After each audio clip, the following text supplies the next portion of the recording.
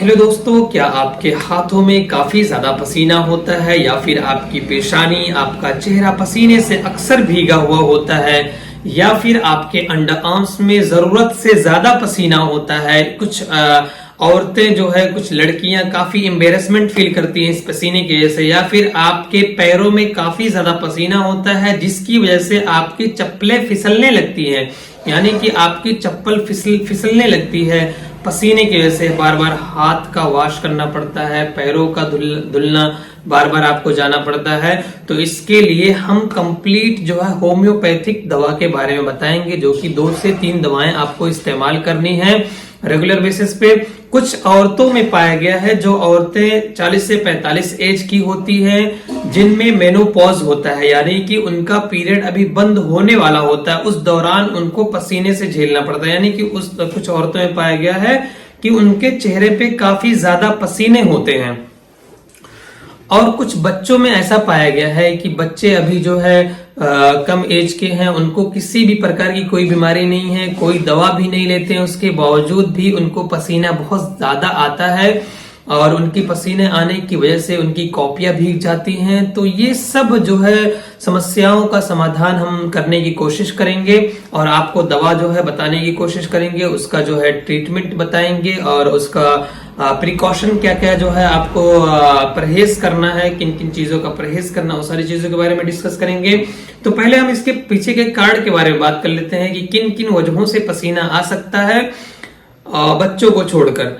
तो किसी किसी को थायराइड की समस्या होती है, उनमें भी पसीना बहुत ज्यादा आता है। किसी किसी को डायबिटीज या फिर एंडोक्राइनल डिसऑर्डर होती है, या फिर कैंसर के पेशेंटों को जिनकी दवाइयां चलती है उनको भी पसीना बहुत ज्यादा आता है। खास करके एलोपैथिक दवाइयां यानी कि अंग्रेजी दवाइयां जो चलती है उनमें पसीना बहुत ज्यादा आता है। या ऐसी औरतें जिनमें मेनोपॉज होता है, वो मैंने पहले बता दिया है। या मेनोपॉज इन द सेंस आपका पीरियड बंद होने वाला हो, तो उस टाइम भी पसीना ज्यादा आता है 40 से 45 साल की एज में। अब हम दवाओं के बारे में बताएंगे।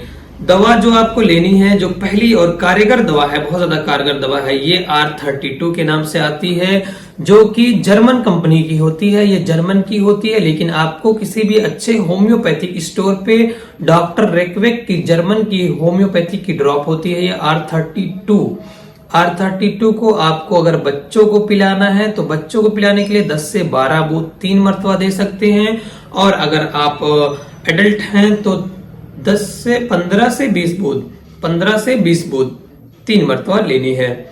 आधे कप गुनगुने पानी में 12 बूंद बच्चों के लिए, आधे कप गुनगुने पानी में वो पी लेंगे। फिर दोपहर को, फिर शाम को ऐसे करने हैं, और बड़ों में 15 से 20 बूंद। दूसरी दवा के बारे में बताएंगे जो कि होम्योपैथिक की है, वो आपको जो है SBL की या फिर IWSI की लेनी है।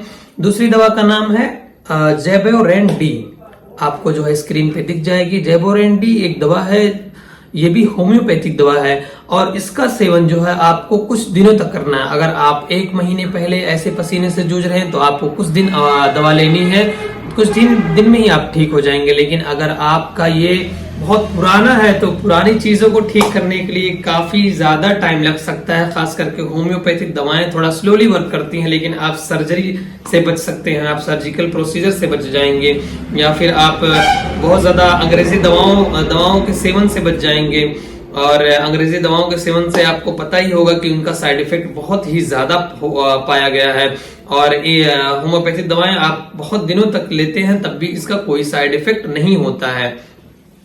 तो जो दूसरी दवा है जेबोरेन डी को आपको 2 बूंद 3 मरतबा दिन में लेना है, यानी कि जेबोरेन डी का 30 CH जो आपको स्क्रीन पे दिख रही है, इसको 2 बूंद 3 मरतबा लेनी है। और जो तीसरी दवा है उसके बारे में हम बताएंगे। तीसरी दवा आपको सेलेशिया लेनी है, सेलेशिया SBL की लेनी है आपको। सेलेशिया 1M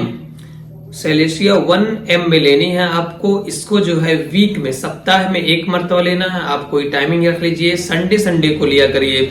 और अगर आपको 1 महीने पुरानी दिक्कत है ये, तो 1 महीने के अंदर सही हो सकती है। अगर आपको ये बहुत पहले से है तो 3 से 4 महीने तक ये 3 दवाओं का सेवन करिए, आपको जो है बहुत ही बेहतरीन रिजल्ट मिलने वाला है। अगर आपके पैरों में बहुत ज्यादा पसीना होता है, बदबू होता है, मोजा निकालते वक्त बहुत ज्यादा बदबू होता है, या फिर आपके अंडर आर्म्स में बहुत ज्यादा पसीने होते हैं, तो उसके लिए बहुत ही कारगर ये 3 दवाएं हैं। और जो है आपको किन चीजों का परहेज करना है, पहली चीज आपको बहुत ज्यादा कॉफी का इंटेक नहीं करना है, कॉफी बहुत ज्यादा नहीं पीना है। आपको जो है सिगरेट जो है बहुत कम पीना है, यानी कि सिगरेट का इंटेक नहीं करना है, सिगरेट नहीं पीना है।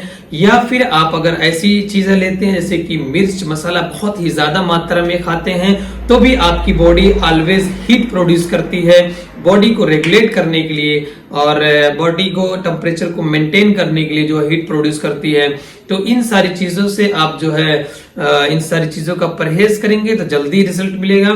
और जो है अगर आपको जो है ऐसी समस्याओं के बारे में और भी कुछ डिस्कस करना है, आपका जो हमने लक्षण बताया है इन लक्षणों के अलावा कुछ और लक्षण आते हैं, आप उसके बारे में हमसे डिस्कस करना चाहते हैं तो हमारे इंस्टाग्राम पेज पे आप मैसेज कर सकते हैं, हमारे व्हाट्सएप नंबर पे आप जो है हमें मैसेज कर सकते हैं, या फिर